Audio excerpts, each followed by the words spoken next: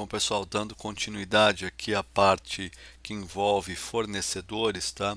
Então, hoje a gente vai falar aqui sobre gestão estratégica de fornecedores. O quão é importante o comprador fazer essa gestão, ou seja, ele tem que acompanhar os fornecedores, obviamente, determinando por uma classificação, em que parâmetros que esse fornecedor se classifica e o quanto que ele tem que ser avaliado e como ele tem que ser avaliado.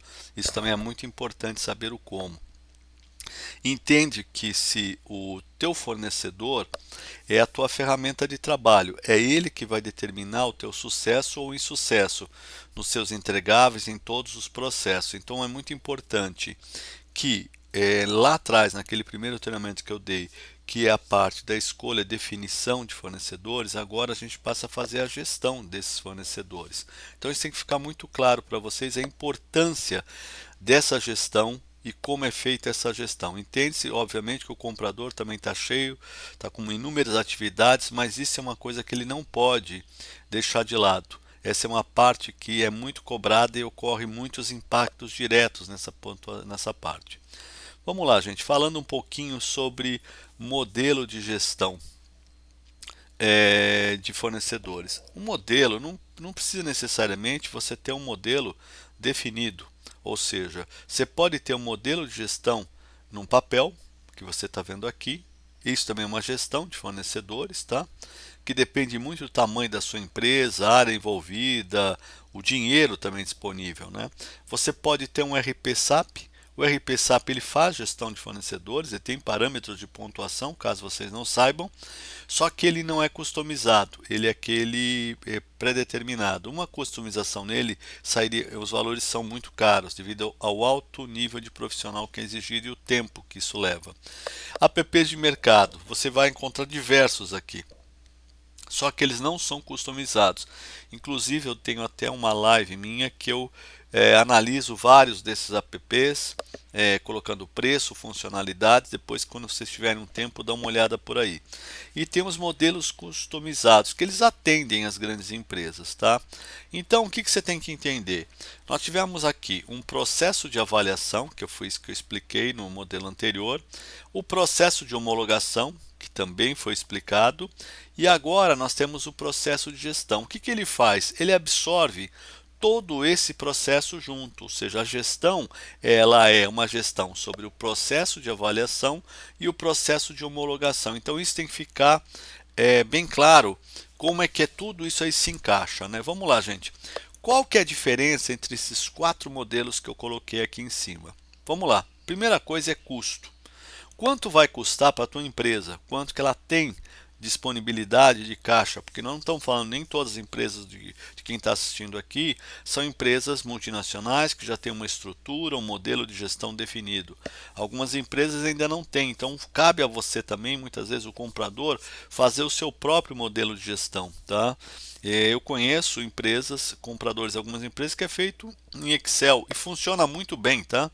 Em BI, em Power BI, o comprador se especializou aí, ficou bom nessa ferramenta de BI e faz um excelente trabalho. Hoje, com a IA, desenvolvimento da IA, o próprio comprador pode fazer isso em ferramentas que fazem muito mais rápido a análise, né, de planilhas de dados, por exemplo. Você tem aí o Gemini fazendo isso, o Cloud, que está muito à frente disso. Inclusive, eu tenho uma aula que eu gravei também aqui sobre Cloud, ou seja, como você fazer os prompts, fazer tudo para que você possa ter essa gestão de fornecedores de uma forma mais simples. Porque às vezes o comprador, ele apesar de ter na tua empresa um sistema de gestão, às vezes ele prefere ter o modelo dele de gestão, ou seja, ele pega aqueles dados e coloca no modelo que ele mesmo suporta, usando o Microsoft Copilot ou outro aplicativo de IA, tá?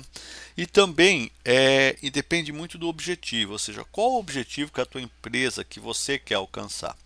Baseado nisso, o que a gente tem que entender? Nós temos que estabelecer os diferentes tipos de risco desses fornecedores. Existe o risco, obviamente, do que ele fornece. O que isso pode comprometer o fornecimento da tua empresa, né? Então temos que estabelecer esses critérios de risco, atuar em todos os fornecedores com riscos associados, segregar esses fornecedores baseado no nível de risco e desenvolver planos de mitigação e conduzir as avaliações em loco com cada fornecedor.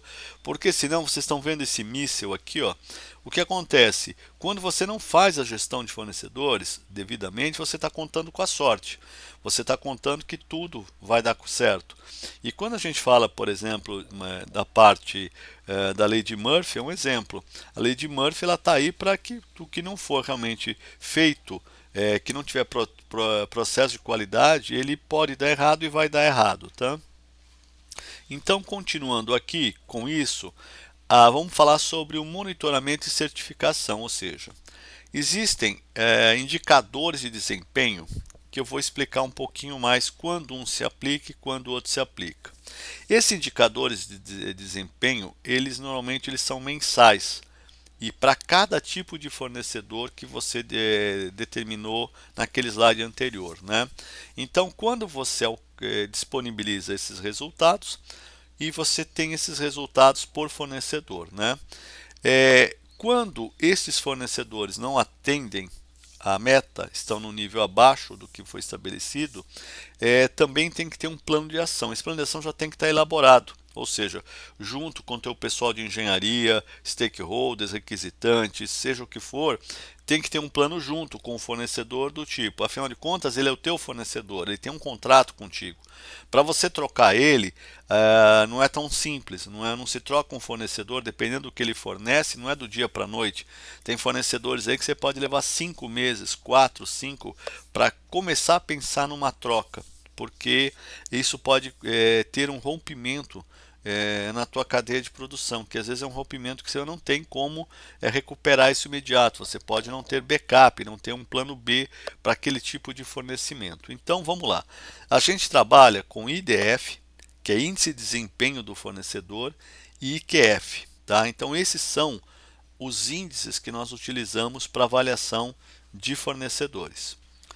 Logicamente, a gente está falando também de maturidade, né, desses fornecedores, ok? O tempo que eles estão no mercado, como é que isso procede. Então é muito importante lá no primeiro, quando você determina, você faz a escolha de fornecedor, a avaliação desse fornecedor. Então aí já começa todo o teu plano de qualidade e ele é concluído aqui. Ou seja, não adianta também numa licitação eu faço uma RFP, eu coloco fornecedores com qualidades diferentes, ou porque eu não avaliei corretamente isso passou desapercebido, ou porque eu acabei definindo por um fornecedor que às vezes pode ter um menor preço, mas não tem a qualidade exigida pela minha planta, pelo meu requisitante, pelo que está sendo entregue. Então isso tem que ficar muito claro, porque qualidade envolve também algumas vezes custo. Então, o quanto você faz uma cotação, você tem que ter os fornecedores no mesmo nível de atuação, ou seja, no mesmo nível de qualidade assegurada de fornecimento, seja de serviço ou seja de produtos. Não adianta depois que você colocou numa cotação, colocou 3 fornecedores, depois você fala, esse aqui tem o menor preço, mas não tem a mesma qualidade, eu vou eliminar ele, então não o tivesse colocado. Tá? E muito importante esta avaliação de fornecedores antes de você iniciar um processo de cotação. Isso tem que ficar muito claro para depois você não ter problema de compliance de auditoria. E também para não bater depois nesses problemas que vocês estão vendo aqui, né? Que podem gerar impactos na produção diretamente. Vamos lá, o que tem que ficar claro? Eu fiz um modelo aqui muito simples de classificação de fornecedor de forma ABC, ou seja, um fornecedor aprovado é maior ou igual que 90, condicionalmente de 8 a 90, e reprovado que ele ser menor que 80% de percentual. Tá? O que tem que ficar claro? Isso aqui é muito interessante, essa parte que está sendo colocada aqui, esse quadro lá do direito. 95% é diferente de 95%. Por quê? Quando o fornecedor atende o prazo de compras, 95%, atende o prazo de produção de 95% e tem uma logística de 95%, ele não é 95%, ou seja, ele não está aprovado. Ele vai estar com 85,7%, ou seja, ele está aprovado condicionalmente. O que é condicionalmente? Ele tem várias, ou um, ou dois, ou vários itens que tem que ser resolvidos, melhorados, adaptados, que tem que ter um processo de desenvolvimento com esse fornecedor. Então tem que ficar muito claro como é que é calculado esses índices, para vocês não serem induzidos a um erro, achar que o fornecedor ele está classificado como um fornecedor ótimo, mas ele não está ótimo, tá? Vamos lá. Falar um pouquinho rapidamente sobre esses índices de relacionamento, né, comercial. Então eu tenho o IRC, na qual eu faço a avaliação do fornecedor, tá? Isso aqui é um modelo simples, tá? Onde eu coloco a nota de acordo com cada ponto, né? Então, por exemplo, você tem a abertura das negociações, como é que esse fornecedor como é que ele conduz o processo com o comprador, porque aí o comprador realmente ele vai fazer a pontuação. Aí você tem a relação de apresentar propostas, projetos de redução. Então você tem tudo aqui o relacionamento comercial. Esse é um modelo para que você tenha o IQF. Vocês estão vendo que aqui, quando eu mostrei o IQF, tudo isso aqui tem um IQF de 10%, que é aquela conta que foi feita, tá? Então isso aqui também tem que ficar claro para vocês. Então eu tenho todo esse processo aqui, onde colocado os pontos possíveis por item e aqui o peso que ele tem no IQF. Vamos continuando, colocando agora aqui o índice de qualidade, que é o IQ. Ou seja, o IQ, por exemplo, eu tenho um fornecedor aqui com 60%, né? Que é a continuidade daquele que eu passei anterior. Ou seja, as auditorias, né, deste fornecedor, como é que elas se classificaram? Como A, B, C, o quanto que isso é de pontuação e quanto que isso gera, tá? Então, por exemplo, a parte de fábrica, o Direct Run, como é que ele está se comportando? Isso aqui eu estou dando exemplo de fábrica, tá? O índice de NC, o índice, a certificação, os certificados de qualidade, tá? Tudo isso aqui, a certificação de IATs, de ISOs, como é que ele está? Então tudo isso aqui dá uma pontuação para esse fornecedor, ou seja, o grau de segurança que ele tem, porque ele também tem que desenvolver os planos de qualidade dele, dentro da empresa dele. E até eu coloquei aqui do lado, o que são os 8 Ds, né, que a gente chama, né, na indústria, principalmente na indústria automobilística, né?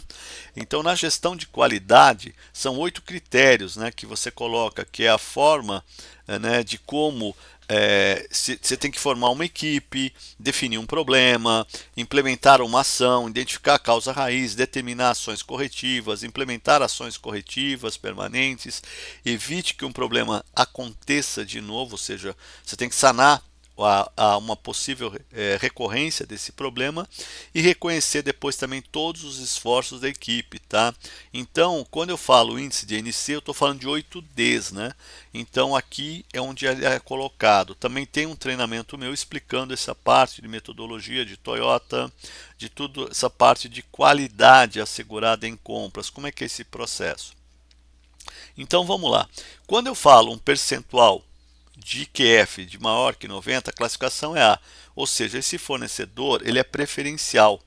Ele está qualificado sem restrições. Ele tem a preferência para desenvolvimento de novos negócios. O que significa isso? Por exemplo, esse é um fornecedor de plásticos, né? Então ele está classificado como um fornecedor A. Então, quando eu vou ter um novo desenvolvimento, um novo produto, um lançamento, ele é o fornecedor que ele tem a preferência de desenvolvimento por causa de todo esse histórico anterior, ou seja, toda essa pontuação, essa avaliação.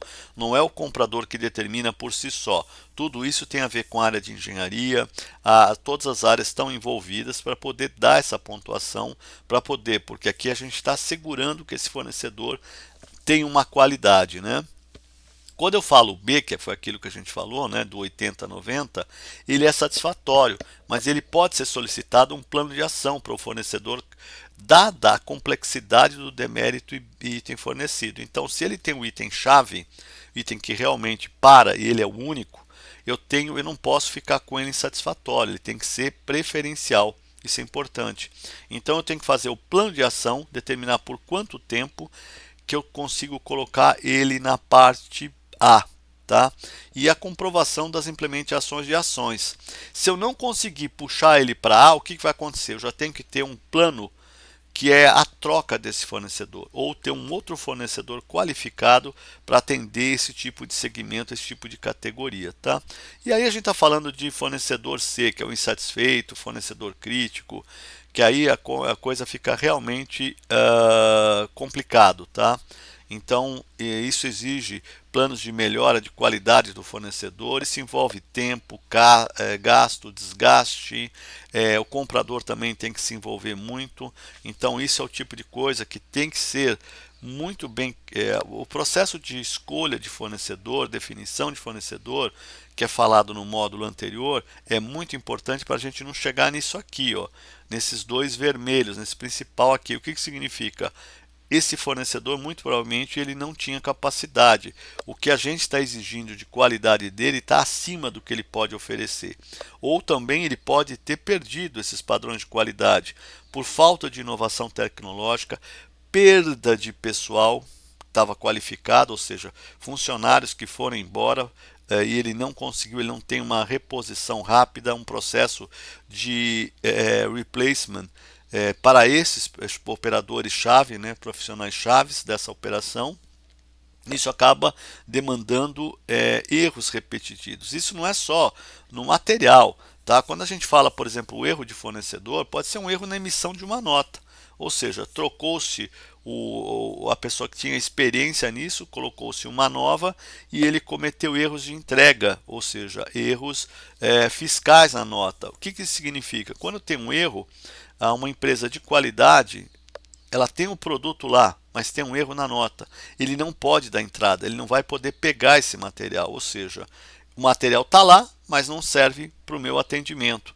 Isso estou falando um caso de um analista, por exemplo, fiscal, que emitiu, autorizou a emissão de uma nota, ela está com algum erro fiscal. Então não é só uma operação, as medidas de qualidade não são só na qualidade do que está sendo entregue visível, muitas vezes também é notas fiscais, é a embalagem, é o que está escrito, definido na nota fiscal que está errado. Por exemplo, ele colocou o part number errado, errou o número no part number. Isso já impede, por exemplo, uma leitura, uma classificação automática da nota. O material não pode dar entrada, não vai para a linha de produção, não vai para o estoque. Então, são vários pontos de abordagem que o comprador tem que ter em cima disso, tá? E também eu coloco aqui um ponto muito importante, que é a proximidade com o stakeholder, né? O stakeholder mapping, que vocês façam isso. O stakeholder quem que é? É o requisitante, aquele que é responsável, né? Diretamente pelo que está sendo contratado. Você compra, mas ele é o cliente, vamos dizer assim, o cliente final.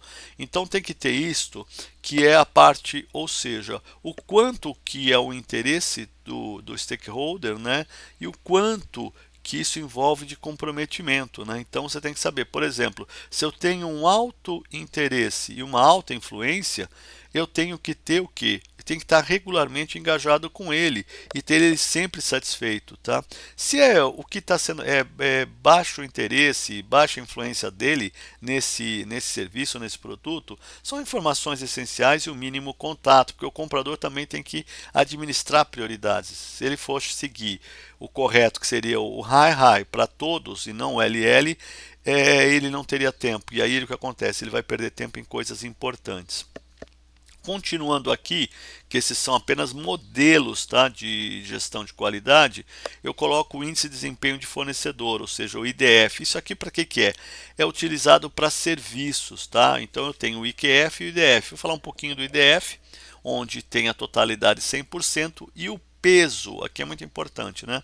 O peso da nota por categoria, que nem vocês estão vendo aqui, e os itens de avaliação.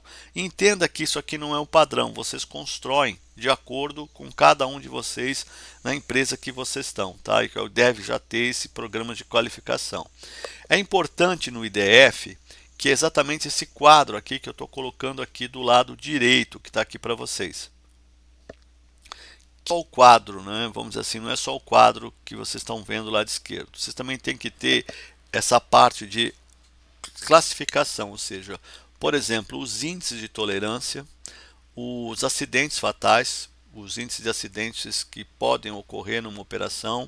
Então eu tenho escopo técnico de qualidade, eu tenho todo o cumprimento do cronograma que foi definido, eu tenho os SST de procedimentos, eu tenho SST de acidentes, eu tenho a gestão de terceiros, tá?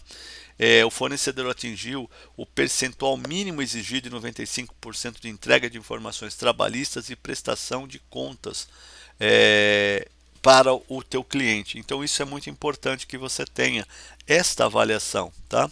Então vamos lá agora pegando o que é a segmentação estratégica de fornecedor, ou seja, o fornecedor estratégico, o quão importante ele está nesse ciclo, que ele é o topo da estrutura, sempre tem um volume menor de parceiros, mas de altíssimo impacto, tá? Então aqui você vai encontrar menos fornecedores, muito menos, só que eles têm um impacto muito forte.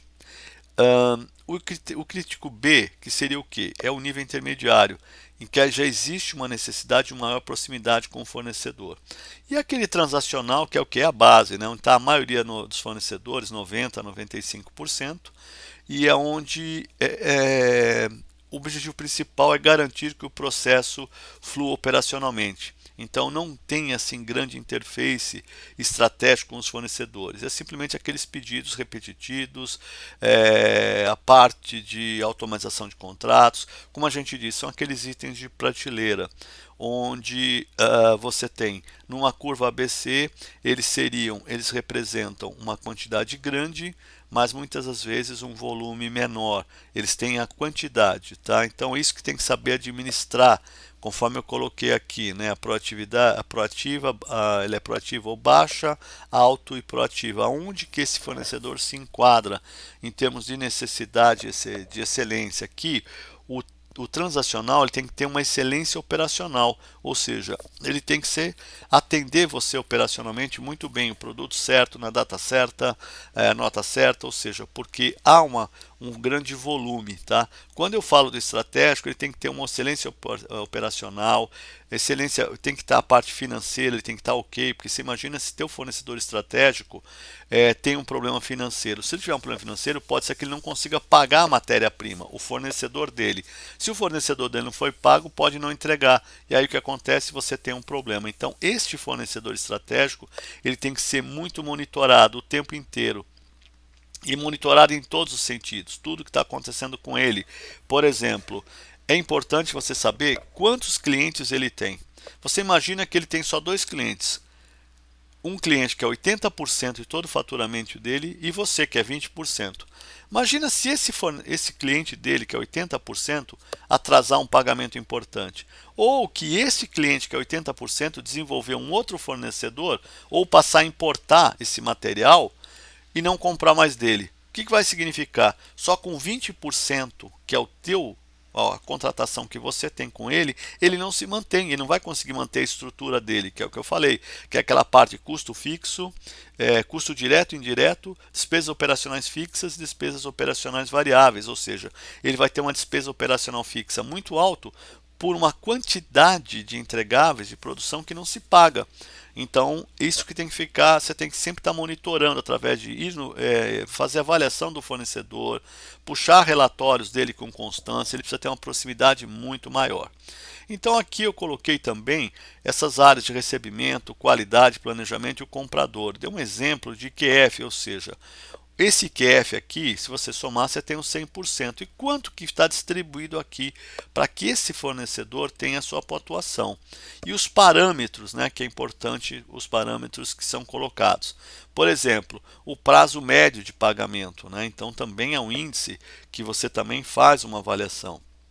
Então, esses índices eles variam muito de empresa para empresa, tipo de fornecedor, itens ou serviços, o modelo de negócio. Então tudo isso o comprador tem que ter em mente. O que eu estou passando aqui é uma coisa muito rápida, apenas mostrando todo esse detalhamento, tá? E o scorecard de fornecedores. O que eu tenho? Quando eu tenho um fornecedor, eu tenho a diferença entre os financeiros, clientes, os conhecimento e as entregas. Então eu tenho foco em performance financeira, eu tenho um KPI de quê? De cash flow, receita e EBITDA.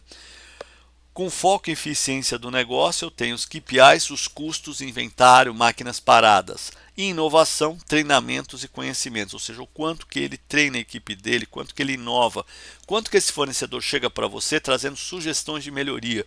Ou seja, quanto que esse fornecedor é parceiro realmente nessa parte. E Customer Satisfaction, que é um nível de retorno, Lifetime Value, ou seja, com o teu cliente, né? Ou seja, imagina que você tem aí um fornecedor de call center, um fornecedor de atendimento ao teu próprio cliente. Então, tudo isso tem que ser colocado nesses parâmetros, né, de avaliação que a gente faz diretamente com o fornecedor. Então, é basicamente isso. Eu procurei passar de uma forma mais rápida para vocês, mas isso são os critérios de gestão de fornecedor aplicada. Como eu disse, varia muito de fornecedor para fornecedor, de empresa para empresa, mas aquilo para o comprador que está iniciando, que é um comprador que está começando agora, isso é muito útil para ele ter uma visão realmente de como é que o mercado atua e o que ele deve se preocupar. Então, gente, até a próxima aí, mais vídeos sendo colocados e vamos acompanhando aí.